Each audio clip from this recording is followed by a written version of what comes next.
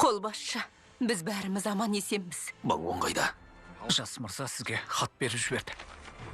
Мақсатымызға жету үшін сізге көмек көрсетуге дайынмын, әке. Тек сіз міндетті түрде жеңуіңіз керек. Иә, жеңуге міндеттімін. Жеңуім керек. Не дейсің? Исонгенің жанұясы бәрі қашып кетті дейсің бе? Иә, әзана. Дохуа сарайы жан-жақтан қоршаулы еді ғой. Қалайша қашып кетті? Дохуа сарайында жасырын өткел бар болған екен. Сол жер арқылы өтіп, қашып кеткен көрінеді. Сендерге сеніп тапсырған едім ғой. Сол құпия жолдың барын қалайша білмедіңдер? Хан ием, бұл істі маған сеніп тапсырған едіңіз ғой. Бірақ та мен аяғына дейін жеткізе алмадым. Мені жазалап, енді өз қауіпсіздігіңізді ойлаңыз. Сенен басқа менің қауіпсіздігім кімге керек дейсің? Тез арада олардың есімдерін ел сатқындары деп жариялап, барлық жерге хабар беріңдер. Әскер жинап, тезірек көздерін құрту керек. Бұйрығымды орындаңдар. Я хан ием, соңғы демім таусылғанша сізге қызмет етем. Алдымен қай жерде екенін анықтауымыз керек. Жауға қарағанда біздің әскер санымыз аз. Сондықтан абай болуымыз керек. Исонге қолбасшы, солтүстік қақпаның алдында тұр. Қолбасшы, сонай қақпасына шабуыл жасалды. Әскерді жемен су бастап келген екен. Ең көп әскер саны Исонгенің жанында шоғырланған. Жон мен су соны қақпасынан кіріп, Исонгенің әскеріне қосылар анық. Соны қақпасы хан сарайына жақын. Егер сол қақпаны бұзып көрсе, хан иемізге қауіп төнеді. Хан сарайына жақын қақпаға барайық. Жон мен судың әскерін талқандап, сатқындардың санын азайтатын боламыз. Соны қақпасына жиналыңдар. Құп болады. Қайтып келген сарбаздардың бәрі сатқын болып есептенеді. Тағы да өз еркімен хан иеміздің жасағына қосылғандарға бір күміс тиыннан беріледі. Ал егер қолбасшылардың басын алса, 100 алтыннан беріледі.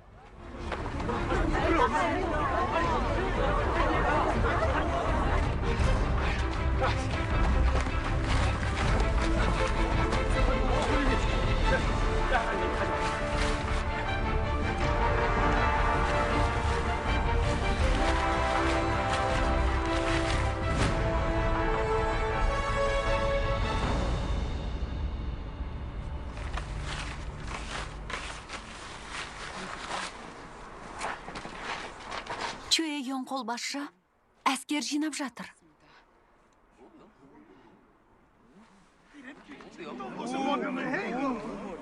Осы жердегі ер адамдардың бәрі сол әскерге қосыламыз деп келсін беріңіздер. Чуейон қолбасшының сарбазы бол дейсіз бе? Біз Исонге қолбасшыға көмектесуіміз керек қой. Иә, дәл солай. Алдымен сөзді аяғына дейін тыңдап алыңдар. Неменеге шулап кеттіңдер? Ауыздарыңды жауып, Буни басшының сөзін тыңдаңдар. Иә, бұл күресте міндетті түрде Исонға қолбасшы жеңетін болады. Мен оған сенімдімін. Ал біз бұл күресте соғысып көмектесе алмаймыз. Одан да басқа жағынан көмегімізді тигізейік. Солай емес пе?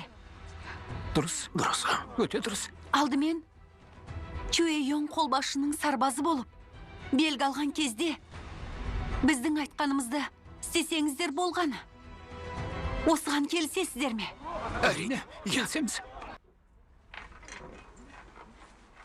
Ипальбон болам.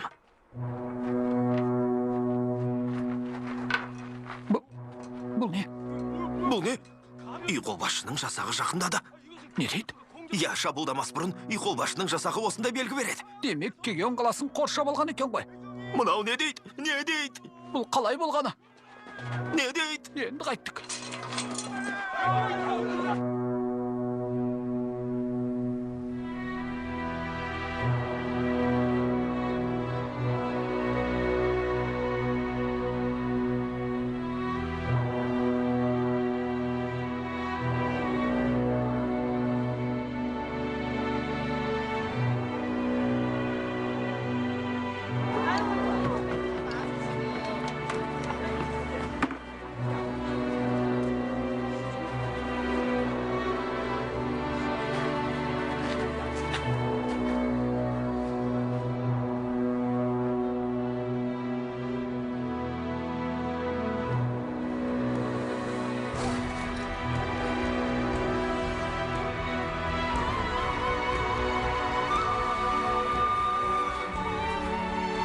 Жасақты кері қайтарған кезде, хан болыңыз деген сенің сөзің туралы мен көп ойландым.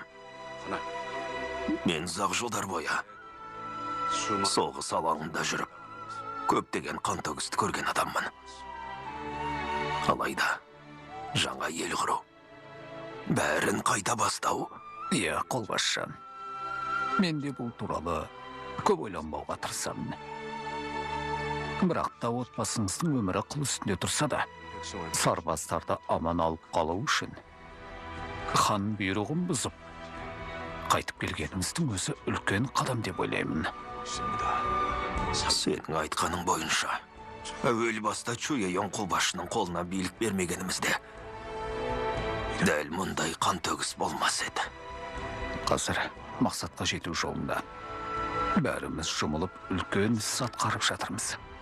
Баңуанда тіпті қара халықтың өзі бізге демеу көрсетіп жатыр. Бұл өте оңай. Өтінішіңді айт. Туған туыстарыңыздың амандығын тілесеңіздер болғаны. Сіздің бауырыңыз қазір әскер қатарында емес пе? Сіздің де туысқаныңыз күрес алаңына дайын екен білем. Өздерін ғана емес, қол астындағы жасақтарының да амандықтарын ойласын. Көндіру тек сіздердің қолдарыңызда. Сонда Чуйон қолбасшының жасағынан әскерін алып кетсін деп тұрсың ба? Иә. Әскерді алып кет дейсің бе? Иә, бұл Жоңто-Жоң мырзаның айтқан өтініші. Сізге тиесілі сарбаздарды қайта шақырып алсаңыз болғаны. Мұндай шешімді мен өзім ғана қабылдай алмаймын.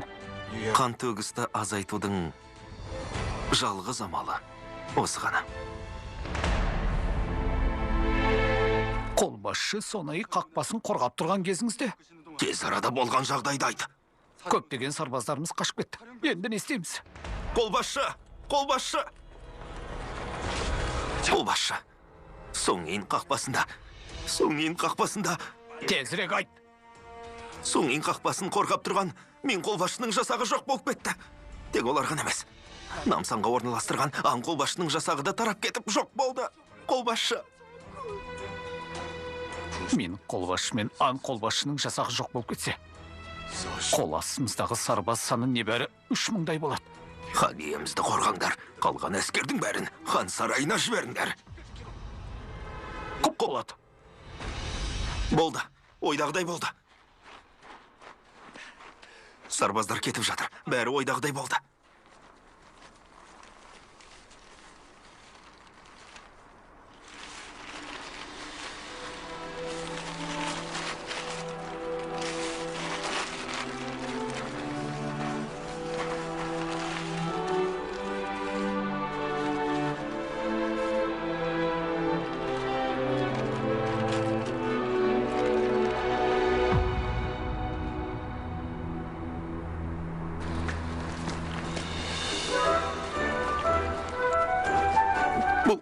Бұл шамдар ғой.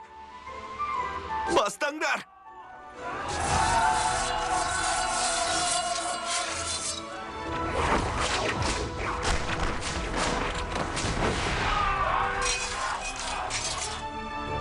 Қолбасшы. Шамдар аспанда.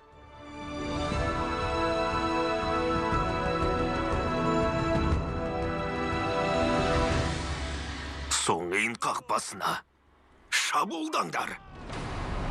Алға!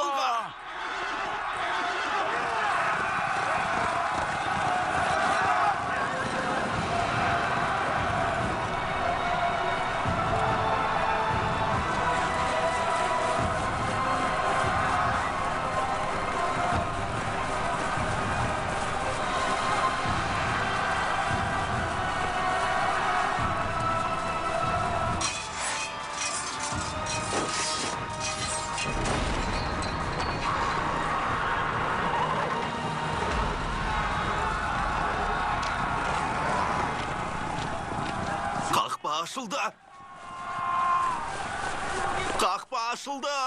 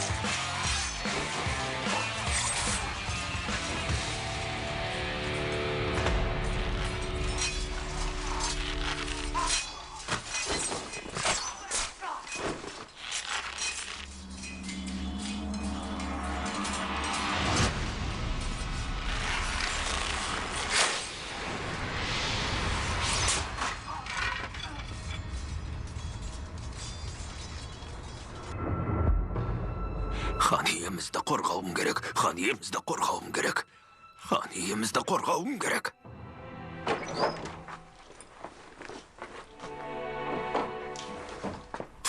Хан иеміз қайда? Саябаққа кетті.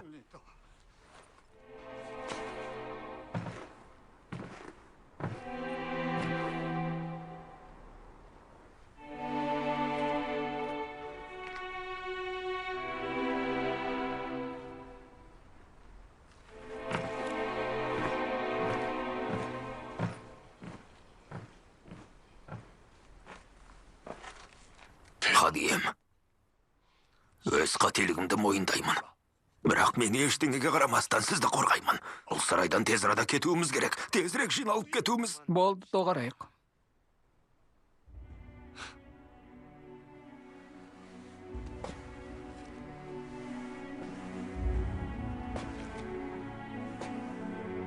Сендер маған хан бол дедіңдер. Мен болдым. Ештеңені ойламай,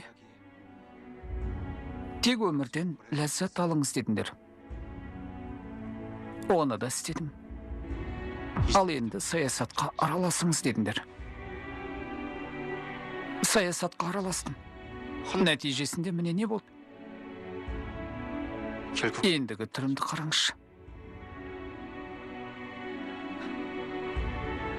Бұдан әрі не болады? Хан ием. Сендер мені салыстырып тұрған Конмен хан сияқты болмайды. Мен оған ұқсамаймын. Мен сарайды тастап, ешқайда кетпеймін. Қашып та кетпеймін. Мен осында боламын.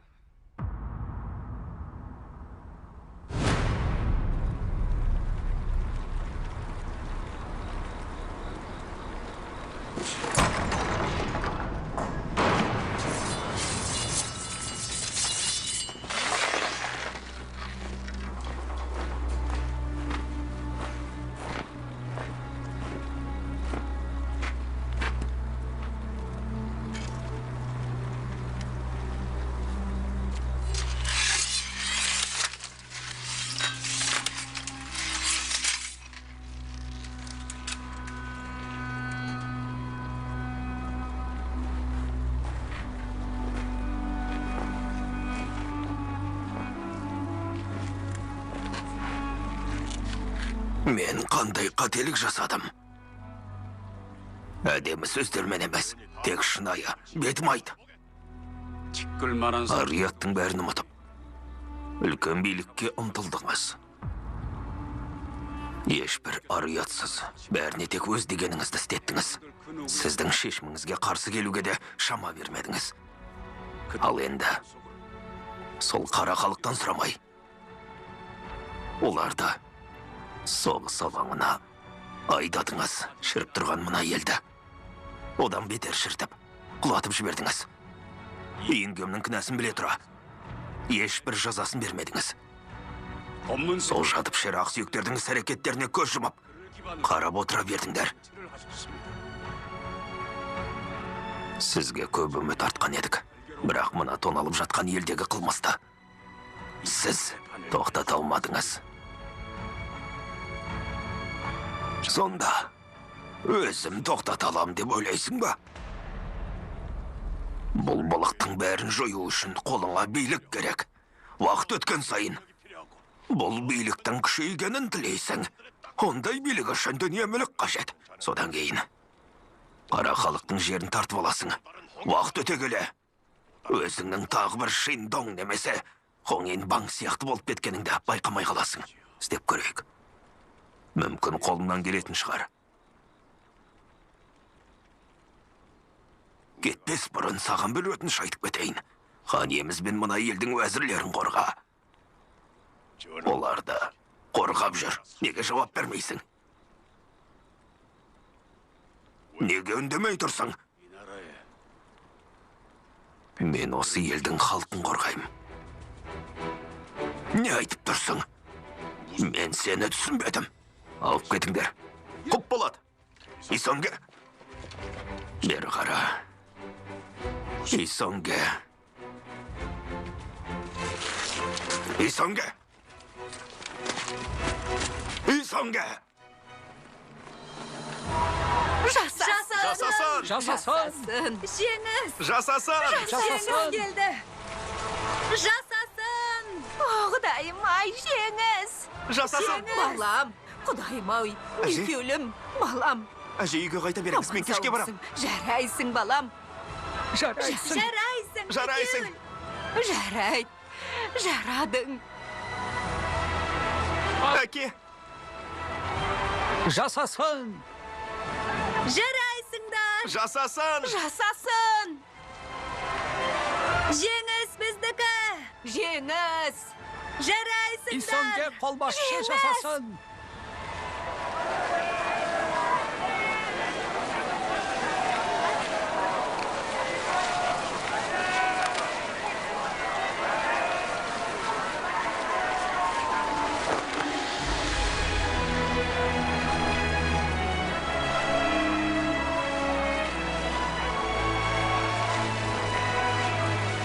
Исонге қолбасшы жасасын.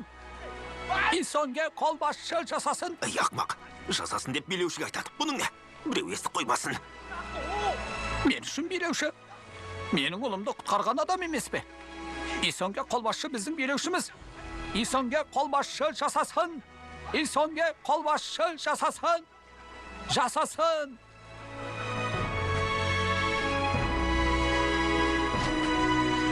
Қолбасшы. Жеңісіңіз құтты болсын. Әке, халықтың қуанышында шек жоқ. Иә, сіздің есіміңіз барлық жерде естіліп жатыр. Халықтың ризалығын алдыңыз. Иә, мен де бар даусыммен айғайладым. 3 баламды аман есен алып келгеніңіз үшін рахметім шексіз. Жеңіспен құттықтаймын. Исонге қолбасшы жасасын. Жасасын! Жасасын. Исонге қолбасшы жасасын!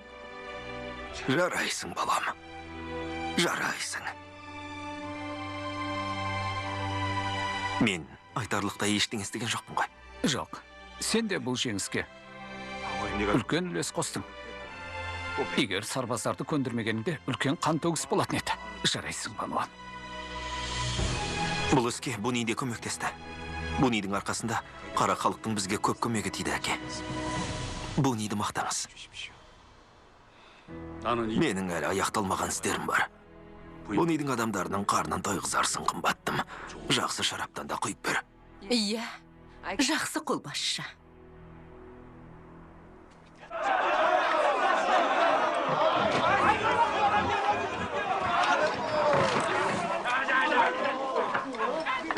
Кешетінде барлықтарыңыз үлкен іс тындырдыңыздар. Сіздерге тағы да шарап алып келдім.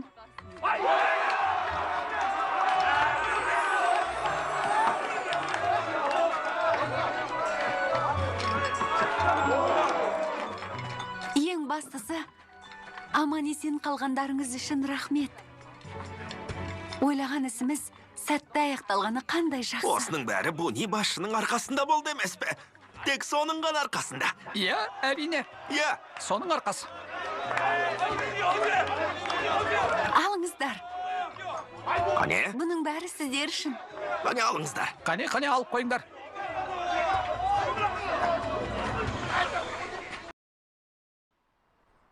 Жағдайың жақсы ма?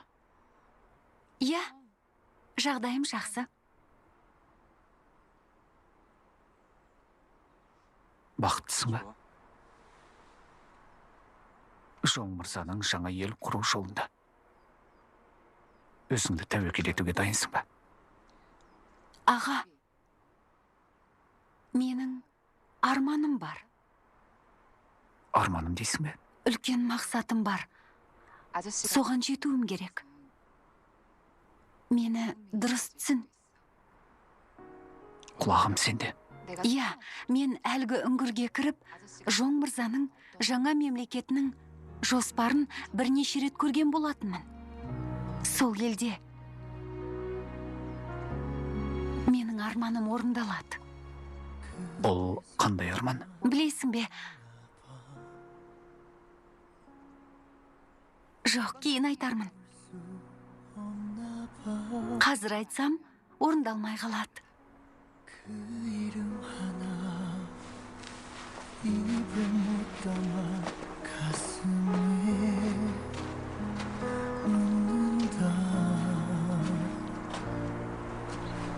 그대가 잘 몰라서 너를 잡을 수가 없어서 Аға, менің арманым бар. 흐른다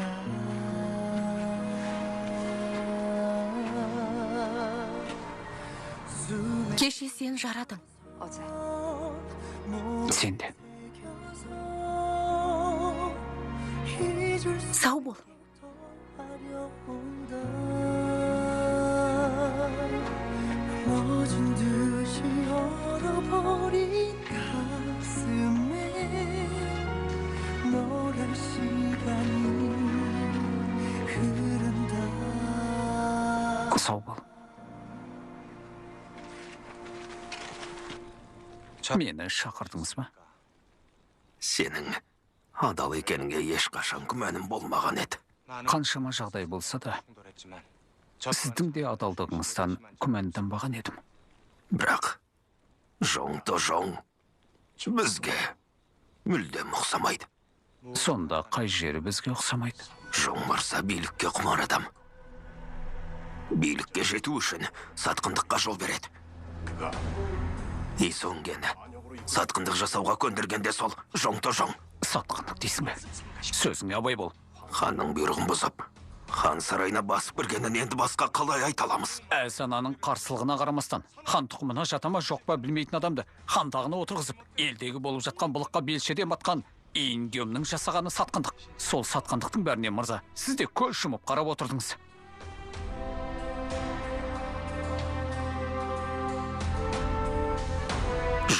Жоң мырза. Жоң мырза мен Исонге аяғына дейін барса не істейсің? Сіз тым шектен шығып кеттіңіз.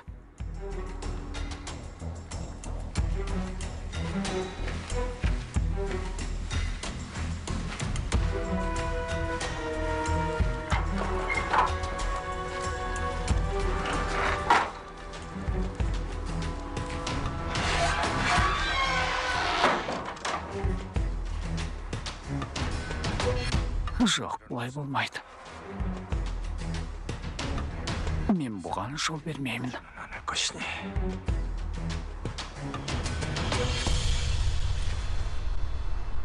Солшылдардың бас уәзірі Жон Минсу қолбасшы. Оңшылдардың бас уәзірі Исонге қолбасшы болады. Қарсылықтарыңыз жоқ па? Исонге қолбасшы Сон Гюнгуанның басшылығына Юнсо Жонды ұсынып отыр. Ал басқарушы лауазымына Жоңты Жоң мырзаны ұсынып отыр. Оның үстіне уәзір лауазымы бос болды. Уәзір лауазымын әлі белгілеген жоқпыз ба? Иә, бізге тағы уақыт бере тұрыңыз. Жақсы. Біз жақтан жасалған ұсыныстарға қалай қарайсыз? Бәріне келсем. Олай болса, Әз-анаға осы тізімді апарып беріп, 3 күннің ішінде мақұлдауын алармын. Енді тақ мәселесі не болады? Шен Жоң ханның 7-ші ұрпағы Жоң Чаң ханзадаға қалай қарайсыз? Жон Чаң ханзада өте тәрбиелі, білімді жігіт. Бұл ел үшін ең маңызды мәселе. Бұл туралы Әз-ананы сарайға шақырып, бірге талқылайық. Қалай қарайсыз?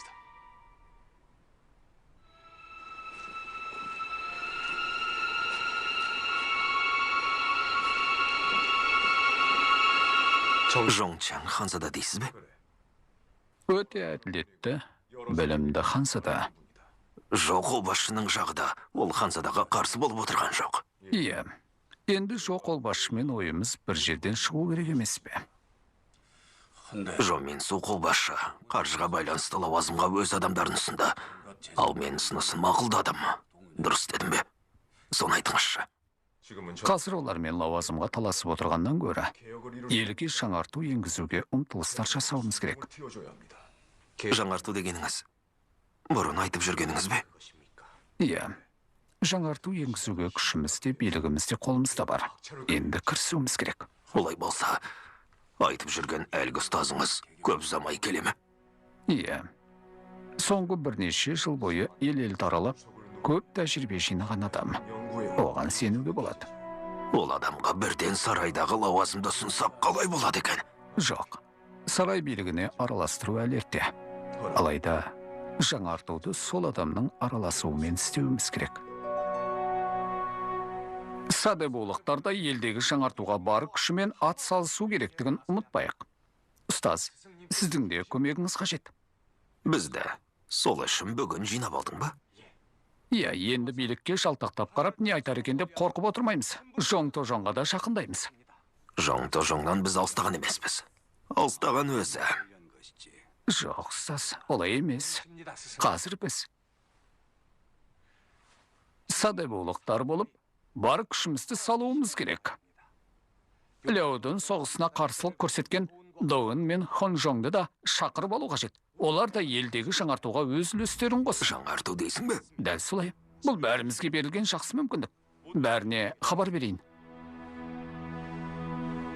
Әскерді қайтарған қолбасшылар таққа кім отыратынын белгіледі ме екен? Ол мәселені тек ана шешеді емес пе? Ресми түрде солай ғой. Бірақ қолбасшылар ұсынған адамды мақұлдап, мөр басып берер анық. Мен бұған сенімдімін. Қолбасшылар Жоңчан ханзаданы ұсынып отыр деп жүр.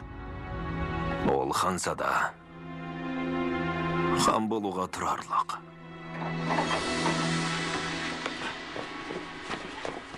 Ей, бері кел. Жаңағын айтқан өлеңді тағы айтшы. Саған не болды? Алдымен тыңдап көріңіз, ұстаз. Қане айт. 18 бала хан болды. Гүлденген мемлекеттің басқарушысы болды. Қымбаттым, сен солтүстіктен қашан қайтып келесің? Көктемгі гүлдердің жайқалған кезінде келерсің.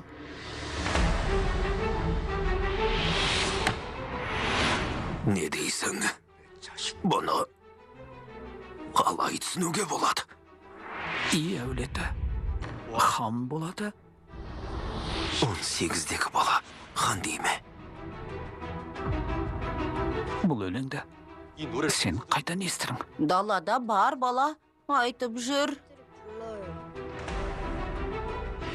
Солтүстіктен келген үй әулеті кім? Исонге хан болады деген ме?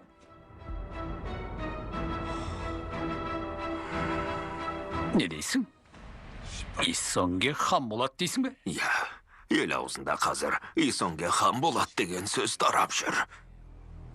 Жаңа хан сайлаймыз деп жүргенде, бұл қайдағы бір алып қашпа әңгімелер ғой. Бірақ тарихта үй әулетінен хан болып сайланғандар болды емес пе? Сіз не айтып отырсыз? Мына жерде сол орынға лайық Джо мырзаның өзі де отыр емес пе? Соғыстан оралғанда халық неге Исонгені ғана аспанға көтерді екен? Осындай алып қашпа әңгіменің шығуы күдік туғызып отыр. Сонда қалай? Осы соңғы отырыста хан тағы туралы талқылаған кезде Исонге қолбасшы қатты ашуланып, Джо мырзаға ұрсып берген еді ғой. Исонге қолбасшының бұнысы қалай? Джо қолбасшының лауазымы да Исонге мырзадан ешбір төмен емес қой. Дұрыс айтасыз. Төменгі уәзірлерде сыбырлай бастағанда, мен бірден ауыздарын жауып тастадым. Дұрыс деген екенсің. Исонгенің қазір шынымен де дәурені жүріп тұрған сияқты. Халықтың аузында тек сол қолбасшының ерлігі. Дұрыс айтасыз.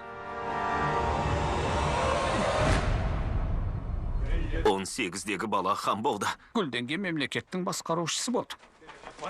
Гүлденген мемлекеттің басқарушысы болды. 18-дегі бала 18-дегі бала. Бәрі келді. Бұл қайда өлең? Қаланың бәрі осы өлеңді айтып жүр. Қолбасшы хан болады. Исонге қолбасшы хан болады дейді. Ей ақмақ. Сен өзіне айтып тұрсың. Болмай ма? 그런 소리 Бұлай айтуға болмайды. 것이다. Иә, 허나 Тәңіріміз қазір үй қолбасшыны қолдап отыр. 장군을 따르 Халықтың сөзі 이 민 Тәңірдің сөзі емес пе? 했습니다. Халық өз батырын көкке көтергеннің несі жаман? 아니 Мұхелді дұрыс түсініңіз, мырза. Иә, Исонге қолбасшы хан болады деген соң, Әй, не айтып тұрсың?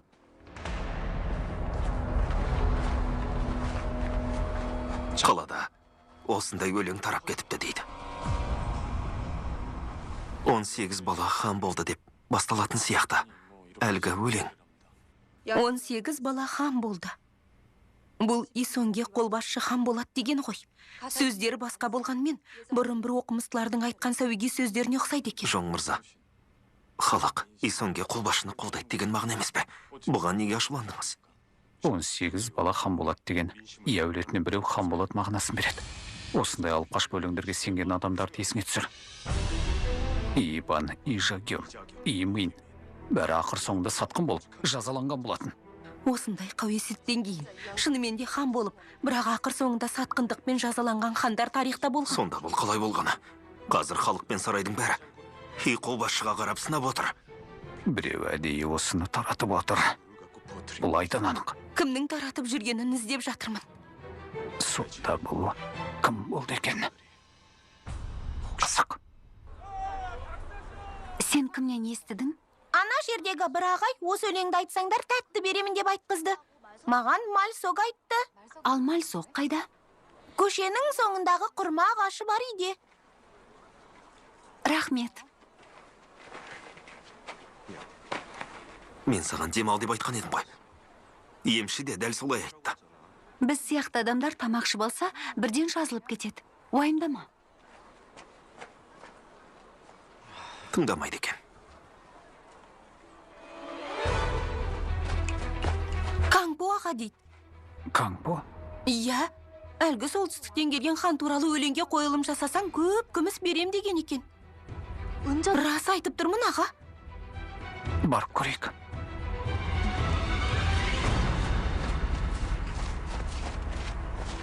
Он сегіз бала хан болды. Гүлденген мемлекеттің басқарушысы болды. Қымбаттым, сен солтүстіктен қашан қайтып келесің? Көктемгі гүлдердің жайқалған кезінде келерсің.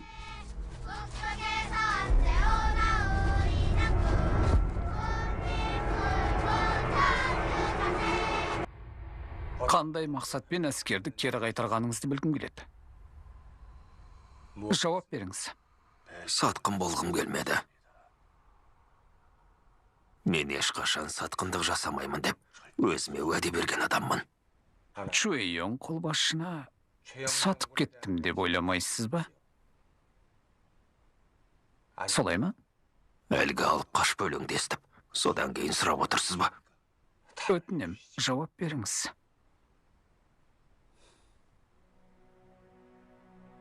Унбоңдағы шайқас еді.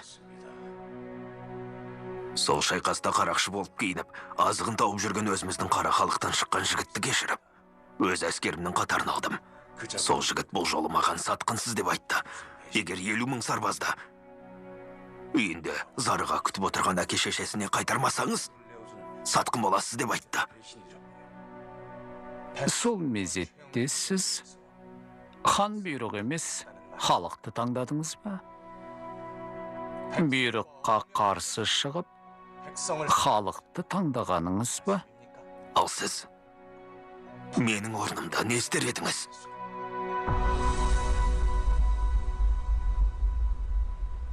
Мен мұндай жағдай басыма түспес екен деп тілеп жүрген хан қызметшісінің біреуімін. Мен де дәл сондаймын. Ондай жағдай басыма түспесін деп тіледім. Ендігі әрі бұл қайталанбасын деп.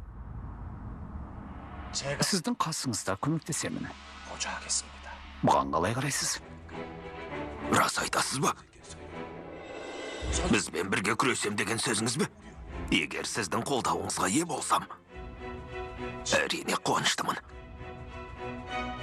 Қолымнан келгенше тырысамын.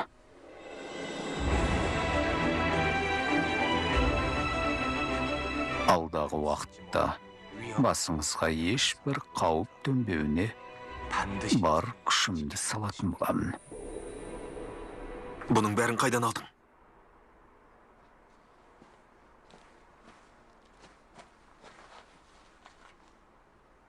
Атың Мальсок па? Сенен тәттілерді тартып алмаймыз. Тек бізге саған кім бергенін айтсаң болғаны. Бір ағай, балаларды жинап алып, сол өлеңді жаттатқызсаң, көп кәмпит берем деді. Сол ағайдың айтқанын орындадым. Ол ағай кім? Білмейм, әйтеуір саудагерге ұқсайды. Қолында күйіктің өзі бар. Міне мына жерінде. Аға, ол қойылымды қойсаң, сені сатқын деп жазалауы мүмкін. Болды. Сатқын? Неге? Менің қандай кінәм бар? Бұны істедеген кім? Бір саудагер сияқты адам. Қазір қайда екенін білесің бе? Білдік. Бір саудагер сияқты адам балаларға кәмпит таратып өлеңді жаттатқызып жүр. Саудагер? Иә. Қазір балалардың айтуы бойынша суретін салып жатыр. Тез арада сол адамды іздеп тауып, кім екенін білуіміз керек. Иә.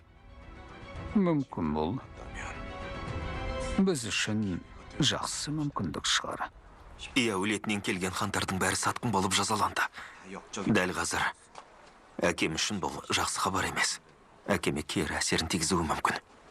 Кім болды екен? Жо мен Су қолбашы ма, әлде Исек ұстаз ба? Мүмкін Жо қолбашының қасындағы екі уәзір ме? Кім болуы мүмкін? Бұның артында кімнің тұрғанын білу оңай болмайды. Бірақ қалайда табу керек. Сен көп нәрсе біледі екенсің. Сен үшін уайымдаймын. Неге уайымдайсың? Білсем болмай ма? Жоқ. Жоқ.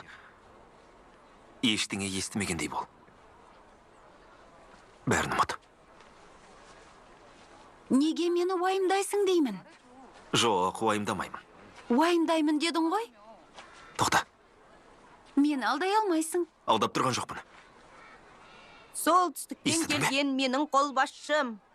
Қолбасшым. Солтүстіктен келген менің қолбасшым. Қолбасшым. Тезірек үйге дейін жетіп алу керек. Қане тездет. Қалайша жоқ болып кетті? Осы жерден шыққан еді ғой? 18 бала хан болды. Гүлденген мемлекеттің басқарушысы болды. 18 бала хан болды. Гүлденген мемлекеттің басқарушысы болды. Қымбаттым, сен солтүстіктен қашан қайтып келесің?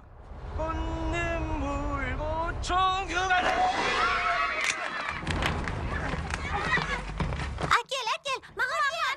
Мен алам. Кетпей қалды. Жіберші, бұл менікі.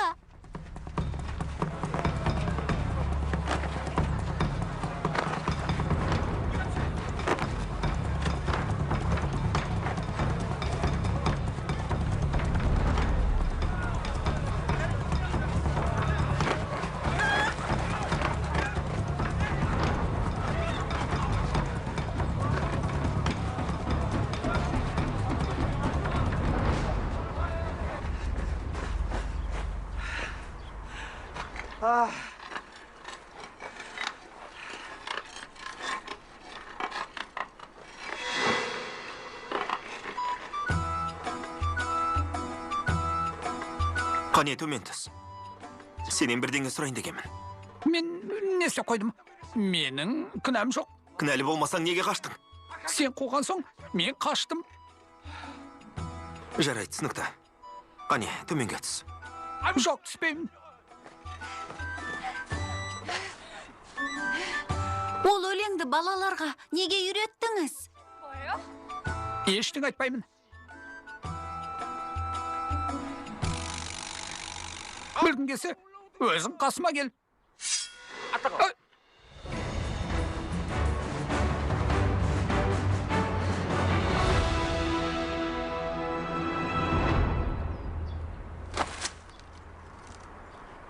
Балаларға өлеңді не себепті үйреттің? Бұл ісің үшін сатқын болып, жазалануың мүмкін. Не дейсіз? Сатқын дегеніңіз қалай? Бір адам өтінген соң солай істедім. Ол кім? Мен ел аралап жүретін саудагермін. Сол бір сауда жасап жүрген уақытта бір қария қасыма келіп, осы өлеңді балаларға үйретсең, күміс тиын берем деп айтты. Сонда ол адам кім? Атын қайдан білейін? Әйтеуір жасы үлкен, ақшасы көп бір ақсүйек деп ойладым. Міне, маған осындай күміс тиын берді. Өрік гүлі. Бұл не?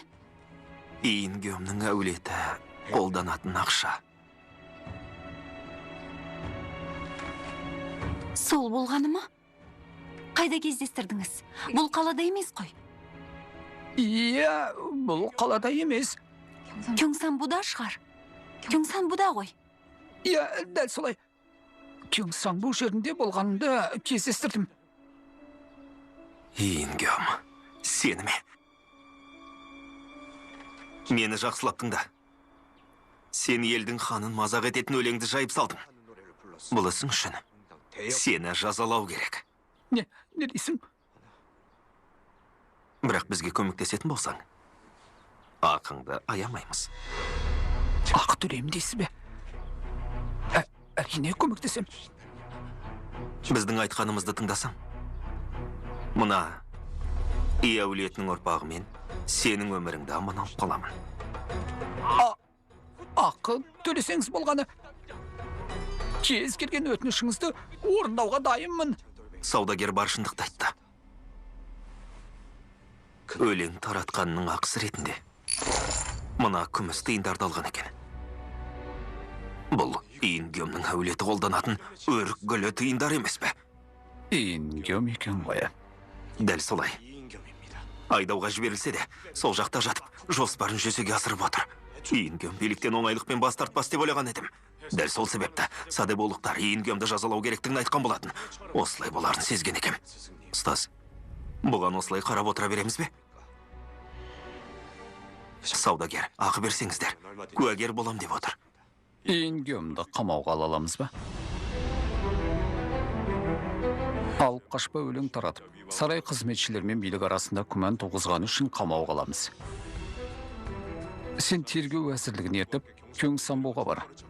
Осы айғақпен Иінгемді қамауға аласың. Иә, мен де барам. Иінгеммен соңғы рет тілдесіп қалуым керек. 18 бала хан болады деген. Жоқ, Исонгенің болуы мүмкін емес. Исонге билікке құмар адам емес. Ол мүлдем билік ұмтылмайды. Мырза, Иінгем мырзадан сізге хат келді. Иінгем дейсің бе?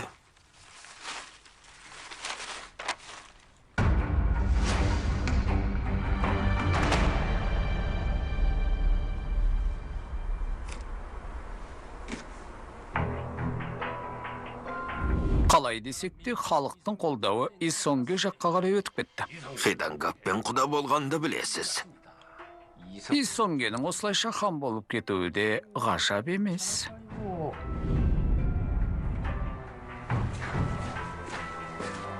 Мырза, сізге біреу хат қалдырып кетті. Ол кім? Қолыма ұстатты да өзі кетіп қалды.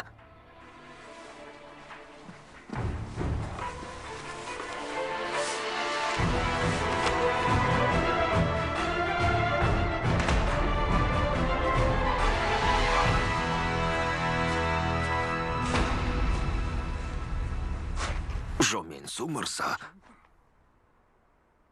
сіз мұнда не істеп жүрсіз? Иінгем мырзадан хат алып келдім. Мен де Иінгем мырзадан хат алдым.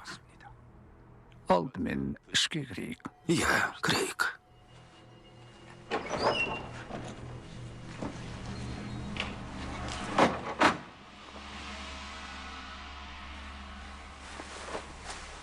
Әсана.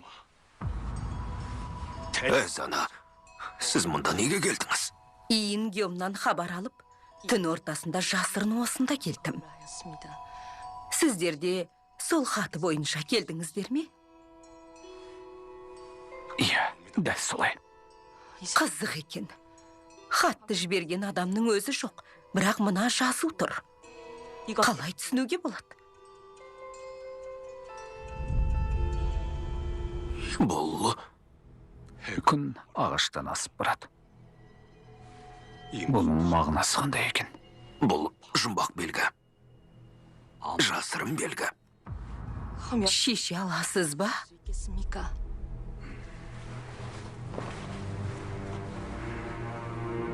Мүмкін бұл...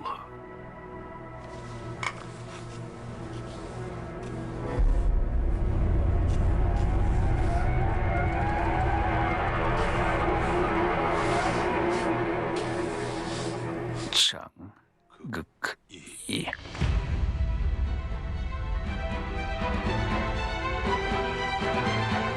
Чаң, иға жетті. Солай ма? Сарай қызметін қайта құруды қашан Әзананың алдына апаратын болдың? 5 күннен кейін. Бірақ қауесеттен қауіптеніп тұрмын. Ертерек апарғанымыз дұрыс болады. Әлгі алып қашпа өлеңді айтып тұрсың ба? Ол өлеңге Иінгемнің қатысы бар деп едің ғой. Әзірше солай деп ойлап отырмыз. Намын Кёңсанбоға кетті. Егер Иінгемнің қатысы бары расталса, бұл жолы қашып құтыла алмайды. Иә, солай болу керек.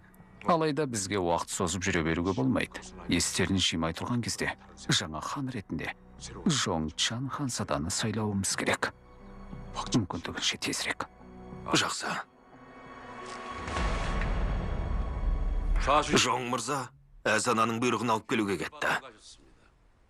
Жоң мырза келген бойда жиынымызды бастаймыз.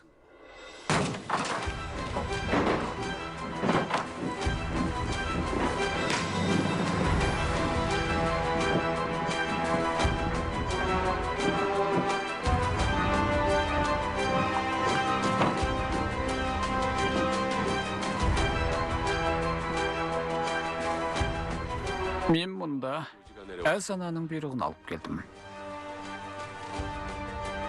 Сарай уәзірлері мен қызметшілеріне.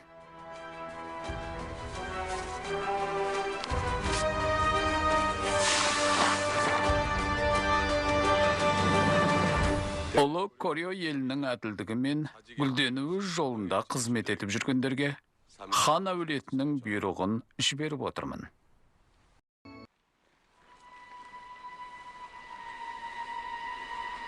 Иінгемнің жер аударылған үйі осы ма? Қылмыскердің үйіне ұқсамайды екен.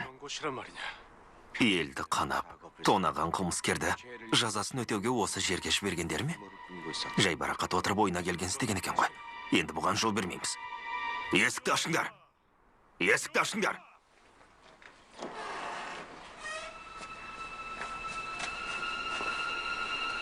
Не болып қалды? Кегеон тергеу әзірлігінен келіп тұрмыз. Иінгем қылмыскердің үйі осы ма? Иә, солай, бірақ... Жолдан кет.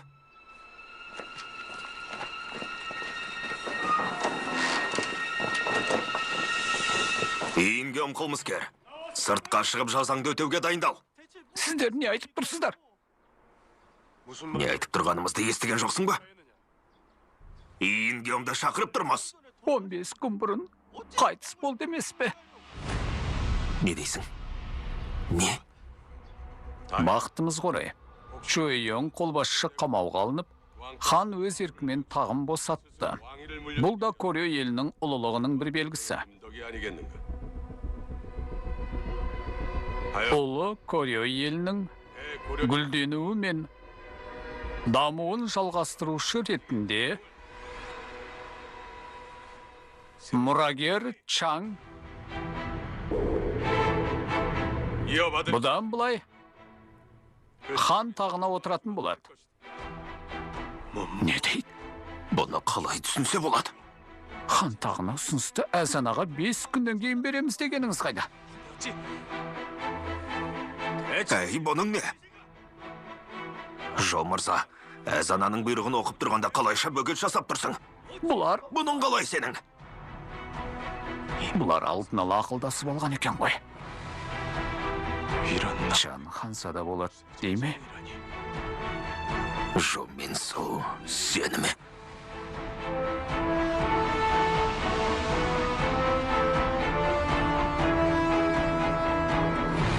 주기식은 Хан тағына отыру салтанаты келесі ай болып белгіленді.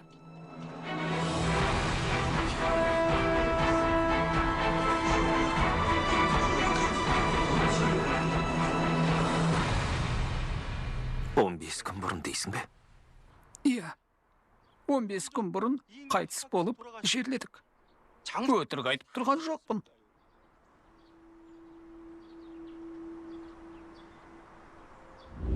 Бес күн бұрын Кёңсанбуда өтініш айтқан. 5 күн бұрын деп айтқаны анық. Ал Иінгем 15 күн бұрын қайтыс болды. Сарайға неге бұл туралы хабар бермедің? Хабар берейік дегенде, бір мырза келіп, әзірше айтпауымызды сұрады. Не? Сатқын дейсіз бе? Өтінем, жасаламаңыз. Менің ешқандай күнәм жоқ. Ол саудагердің қолы емес пе? Қандай мырзаны айтып тұрсың? Тез жауап бер. Білмеймін. Туысы шығар деп ойладық. Есіне түсір. Ол адамның қолында күйек ізі болды ма? Иә. Қолында күйіктің ізі болды. Қап.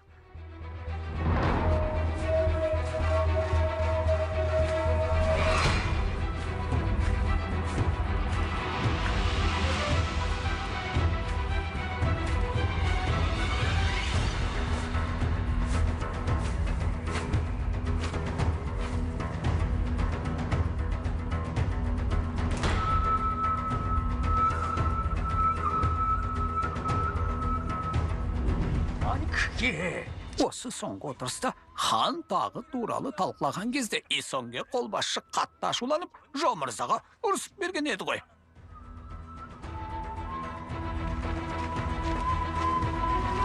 Бәрін айтқаныңыздай орындадым. Біздің ақсүйектер бұрынғы өміріне қайтып келер ме екен? 18 ханзада. Ағай, сіз айтқандай айттым. Енді сізді ұстап алуға келе жатыр. Жарайсың. Міне, ала ғой. Қане, бар. Қане, балалар, қайтара бастайық. 18 бала.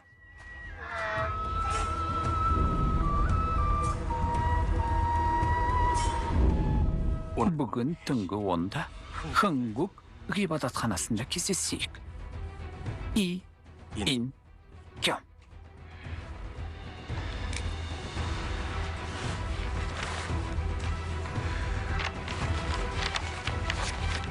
Бәріне жасырын жеткіз. Тек тездет.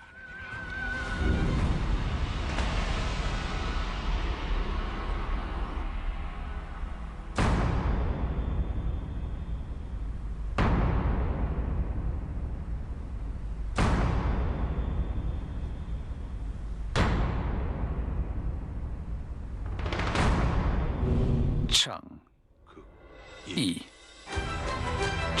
Чаң Иға жетеді. Сонда бұл Таққа Чаң ханзаданы отырғызуымыз керек.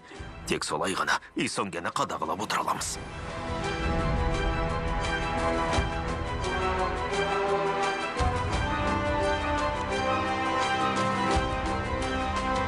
сонда жеңілдік бе?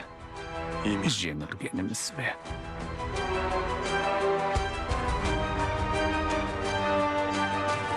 Иә, жеңілдіңіз, Жоң мырза. Дәл сол. Кім? Әлгі саудагер. Біреудің өтінішін орындамаған. Бәрін өзі істеген. Бақилық болған. ингемді іздеп жүрсіздер ме? Сіздерді мына Харион алдап соқты.